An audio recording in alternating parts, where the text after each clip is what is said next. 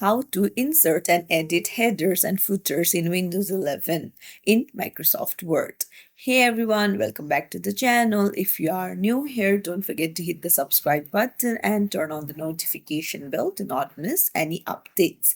Let's dive right in. Open up your Microsoft Word and you just need to go to the top and then double tap on the blank space and headers and footers will be automatically enabled. Now you can type anything of your choice and then you can go down to your footer, do the same,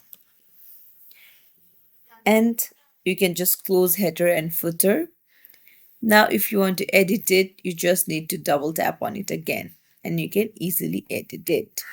So it's as simple as that. If you found this tutorial helpful, don't forget to hit the thumbs up and subscribe to our channel for more tips and tricks.